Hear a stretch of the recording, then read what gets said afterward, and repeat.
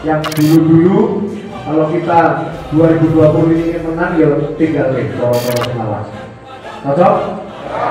Ini menang atau kalah nih?